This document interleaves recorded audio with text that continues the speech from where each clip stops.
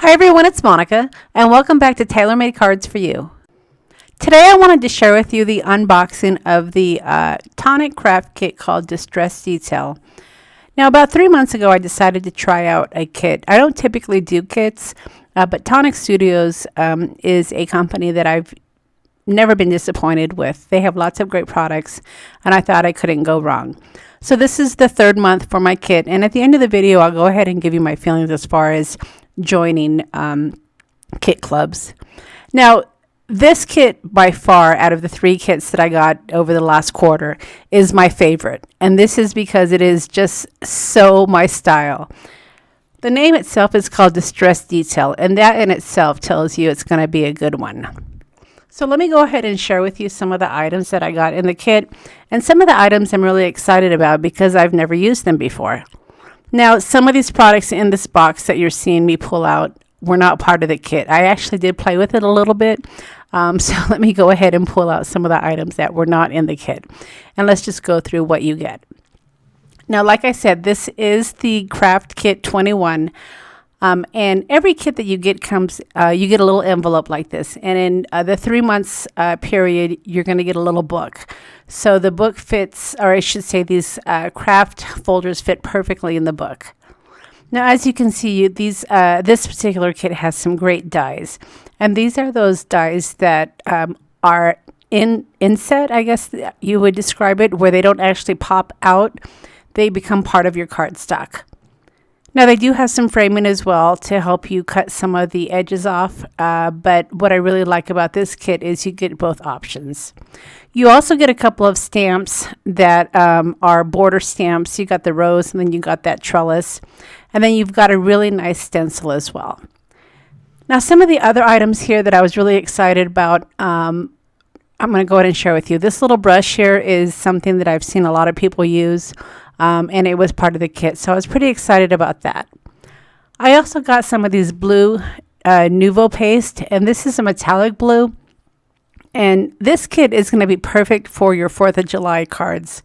You've got some blue washi tape, you've got the blue Nuvo paste, and then you've got this red ink.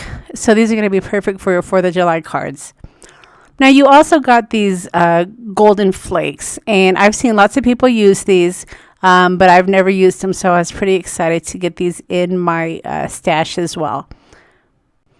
These flakes are really interesting. They're really light and fluffy, and what you use them for is to outline or create some gold backgrounds. The way that they work are with glue, so kind of like your foils, but I'm going to be demonstrating that for you in just a bit so I can show you how to use these if you've never used them before. And then finally, I wanted to go ahead and share with you some of the paper. Now, ordinarily, I don't buy cardstock or paper from companies, but I haven't been disappointed with the Tonic Studios paper. Their cardstock is a really heavy type of cardstock, so not only can you use it for your die cutting, but you can also use it for the base of your cards as well. Now, their designer paper is awesome. It's a little bit thinner, so you have to be careful with it. But it always has some great texture and some great designs. And this blue one here is going to be perfect, like I said, for some 4th of July cards. And this kit is great because not only are you getting the blue cardstock that I just showed you, but the cardstock coordinates with the kit. So as you saw, we got some of those gold flakes, and you see some gold paper as well. We also saw the red ink, and then you see the red paper as well. So they do a really good job of coordinating the kit to help you create some of your cards. All right, so let's go ahead and put a card together. Now, I'm going to do a disclosure here. I really haven't given this card any type of thought at all. I just wanted to pull out some of my products and share them with you. So it probably will be a little hodgepodgey, but sometimes I think those are the best cards. So let's go ahead and see what I can come up with. Now, of course, I had to try that Nuvo brush, and what better way to try it out than with a stencil. So I just pulled out some of my distressed oxides, and I'm going to go ahead and use the stencil to add some of my color. Now, the brush itself is really comfortable. It holds really nicely, or fits really nicely in your hand, almost like a pencil. And the bristles aren't too coarse. They move really nicely, and as you can see, they pull up the ink really well. Now, what I really like about this brush, it's more of a pouncing effect rather than a movement that we usually use with our distress pads. And sometimes with stencils, if you're using those distress pads, they get caught underneath some of the openings. So this brush is really nice because you're able to kind of pounce the ink on rather than move it around and get it stuck on some of the sponging. Now the cardstock that I'm using is the Tim Holtz mixed media cardstock, and it is a heavier cardstock. But when you're using stencils, you really don't have to use a mixed media cardstock unless you're going to be adding some water or some type of heavy products such as those Nuvo pastes. But with a stencil, I could have easily gotten away with just a normal cardstock. Now, as I finish up the stenciling here and I lift up the stencil, you're going to see that there's a lot of negative ink on the stencil, and I wanted to go ahead and use some of that up. So I just got out my distress sprayer and I sprayed my stencil, and then I took a clean piece of my mixed media cardstock and I just put it right over. And this is something that I can use for a later day. It just gives me the first layer of a background, which on mixed media layers are always great. And then when I was finished with the stencil, I just took one of my towels to clean up my mat as well as my stencil. And as you can see, the extra water on the stencil helped to clean it up really nicely. All right, so with the first layer complete, I wanted to go ahead and add a second layer. And like I said, I don't have any design planned out on this, but I am going to go ahead and use my smaller distress inks to just create some more interest on the background. Now these smaller cube distress inks are great to just slide across your cardstock. They create a really nice organic effect, and you can easily just put them anywhere on your cardstock just to add a little bit more color and more interest. Now what I really love about these types of cards is you won't ever make a mistake, because even if you make a mistake, it actually becomes part of the design. So you can just easily use some of your product, try it out, and create some fantastic backgrounds. I know a lot of people like to have their cards perfect and really nice and pristine, but I'm certainly not one of those people. I definitely embrace the imperfection of my crafting, and that way I'm never disappointed. Now, of course, some of your cards you're going to like more than others, but this is just about pure enjoyment. It's not about being perfect. It's not about having the most beautiful card out there. It's just about having fun with some of the products and using your products. So many times, especially with kits, we order the kit, we use it once or twice, and then it sits on the shelf. So I encourage you to definitely pull out your product, just play with it a little bit. You don't have to have this fantastic design in mind to enjoy your stamping. All right, so the next layer that I wanted to share on this card that I'm creating is this stamped trellis. Now, this definitely works for a corner part of your card, but there's nothing to say that it has to go on the corner, but the way that it's designed, it just really fits nicely on the corner. And I'm using some of the brown ink from scrapbook.com. And this is a hybrid ink. And the hybrid inks work best on some of your new acrylic stamps. A lot of times the new stamp will stick and you don't get a nice impression. But with the hybrid ink, you get the best of both blends. You get not only pigment, but you also get dye. And I've been really happy with the stamps that I've been using with scrapbook.com. Now, if you want a perfect impression, of course, you can use one of your stamping platform tools like the Misty or the Tim Holtz stamping platform.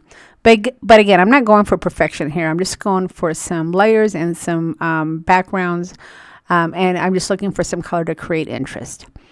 All right, so now that I have all three of my layers, I want to go ahead and trim my card down, and I'm going to be matting this onto some cardstock that's going to measure 4 inches by 5 1/4. And I think I ended up ultimately taking off about 1 inch from the mat size. I started out taking off 1/4 inch, but the color of the cardstock that I used for my mat was just so pretty, and it had some texture that I wanted a little bit more to show. So you can trim down as much as you want to show as much of that colored cardstock that you have. Now the cardstock that I chose was this beautiful brown goldish color, more of a copper, I guess, and it is gorgeous, and it really matched my stamping as well as those smooshes that I created. So that's the color that I decided to work with. This paper is one of the pieces that came in the Tonic kit, and it has some really nice texture. So I wanted to make sure that I showed as much as this cardstock as possible because it was just gorgeous. And then once I had the cardstock trimmed down, I just went ahead and took some of my adhesive and I layered my white cardstock over this copper cardstock. All right, so with my layers complete, it was time to add a sentiment. And I am using one of the sentiments that came in the kit. It's the die. And this is one of those sentiments that you can use a couple of ways. You have a framed die, which is the back piece. And then you have the actual word die, which is really thin. So you could use it a couple of ways. You don't have to have the backing necessarily. If you had some cardstock that was a little bit darker, you could easily just put the wishing you all the best sentiment right on your white cardstock, or your colored cardstock, I should say. But because I had a white background, I wanted my sentiment to pop a little bit. So I did go ahead and use the framing die for this sentiment. And I just took a little bit of glue, as you saw, and then I adhered it to the back part of the die that I had cut out, and it just fit perfectly. And then from here, I can go ahead and use some foam tape to have it pop just a little bit. If I were to use the sentiment on its own, foam tape probably would be impossible because the words are so thin. But because I do have the backing, I can easily add my foam tape. So after I added the sentiment with the foam tape, I did want to still try out a couple more of those embellishments that came in the kit. So the embellishments that I wanted to go ahead and give a try were those gold flakes, and of course I wanted to use my Nuvo drops. So the gold flakes, the way that they work is they have to have some stickiness. They're kind of like those foils where you have to have some sort of stickiness in order for it to grab on. So I just grabbed my Deco Foil adhesive pin and used that because, again, I wasn't going for any particular theme or design. I just wanted to go ahead and give those gold flakes a try. So after I just kind of added some drops, I just kind of smeared it around with my finger, and then I dried it a little bit. You want the glue or the adhesive to be tacky but not wet. So I wanted to go ahead and dry it just a bit. And then from here, I just took those gold flakes and I just kind of rubbed them all over the place.